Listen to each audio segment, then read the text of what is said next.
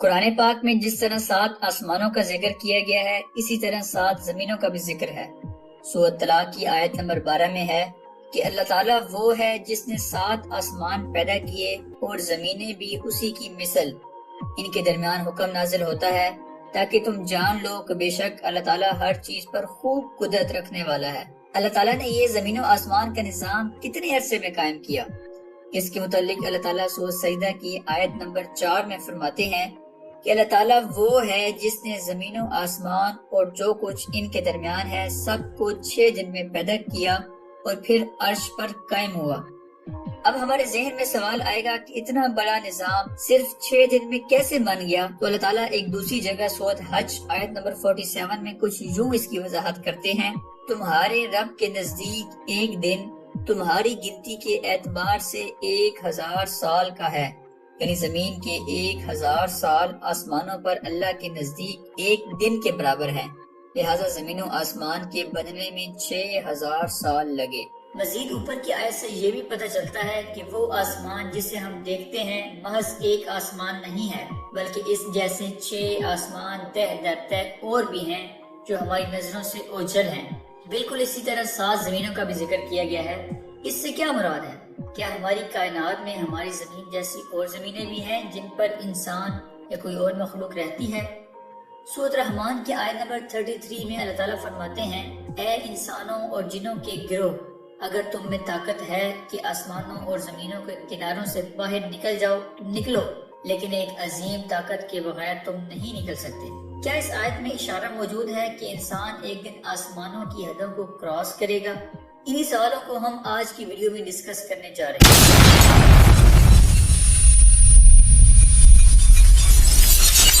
آسمانوں کا ذکر قرآن پاک میں بکثرت دیکھنے کو ملتا ہے، لیکن آسمان ہے کیا چیز؟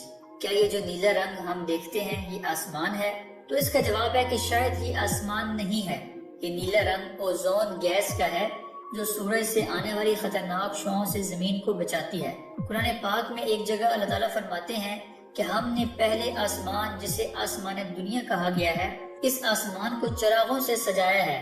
یہاں چراغوں سے مراد ستارے ہیں۔ اگر آپ ایک آسمان کو ایک چادر سمجھیں اور اس چادر پر لگے موتیوں کو ستاروں سے تشبیہ دیں تو آپ سمجھ سکتے ہیں کہ آسمان ستاروں سے اوپر ہے، لہٰذا ہم کہہ سکتے ہیں کہ پہلا آسمان ان نظر آنے والوں ستاروں سے اوپر ہے جہاں تک ابھی ہم نہیں پہنچ پائے۔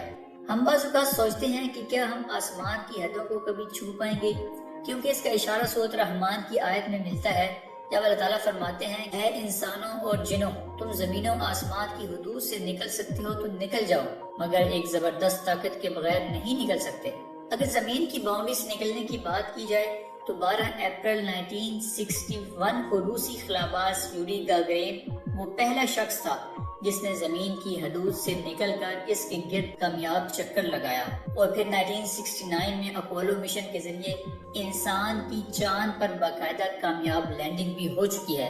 یعنی قرآن پاک کی ایک پیشین گوئی ہم انسانوں نے اپنی محنت کے بل بوتے پر سچ کر دکھائی ہے۔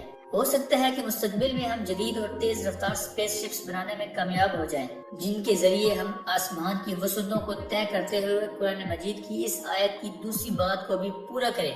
اگر آسمانوں کے سائز کی بات کریں تو ہم اس طرح سمجھ سکتے ہیں کہ اتنی جدید ٹیکنالوجی اور دوربینوں کے باوجود بھی ابھی تک ہم پہلے آسمان کی حد نہیں دیکھ پائے۔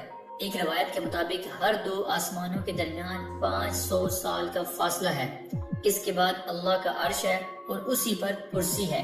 سلسلۃ الصحیحہ کی روایت کے مطابق 7 آسمان اس کرسی کے مقابلے میں اس طرح ہیں جیسے کسی بہت بڑے صحرا میں کوئی انگوٹھی پڑی ہو، یعنی کرسی کا سائز اگر صحرا کے برابر ہو تو اس کے مقابلے میں 7 آسمانوں کی حیثیت ایک چھوٹی سی انگوٹھی سے زیادہ نہیں ہے۔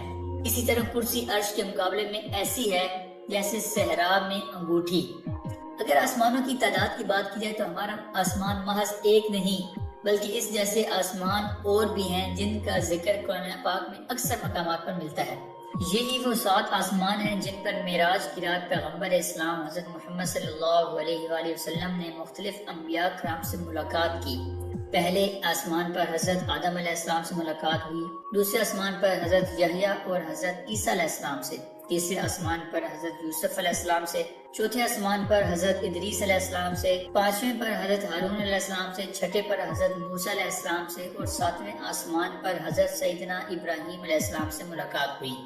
7 آسمانوں سے اوپر ایک بیری کا درخت ہے جسے سدرۃ المنتہا کہا جاتا ہے، اور یہ وہ مقام ہے جس سے آگے حضرت جبرائیل علیہ السلام نے جانے سے انکار کیا تھا کہ اگر میں اس مقام سے آگے جاؤں گا تو میرے پر جل کر راکھ ہو جائیں گے۔ 7 آسمانوں کے بعد اللہ تعالیٰ کے عرش کے بالکل سامنے بیت المعمور ہے، جو کہ خانہ کعبہ کے عین اوپر فرشتوں کا خانہ کعبہ ہے، اور ہر وقت 70,000 فرشتے بیت المعمور کا طواف کر رہے ہوتے ہیں، اور فرشتوں کی تعداد اتنی زیادہ ہے کہ جس فرشتے نے ایک بار بیت المعمور کا طواف کر لیا دوبارہ اس کی کبھی باری نہیں آئے گی۔ اسی طرح قرآن پاک میں ایک مقام پر 7 زمینوں کا بھی ذکر ہے، لیکن ان 7 زمینوں سے مراد کیا ہے، اس بات سے قرآن و حدیث خاموش ہیں۔ مسند احمد کی ایک حدیث میں 7 زمینوں اور ان کے مابین فاصلے کا ذکر ہے کہ ہر 2 زمینوں کے درمیان 500 سال کا فاصلہ ہے، اور یہ زمینیں ہماری زمین سے نیچے تہ بتہ موجود ہیں۔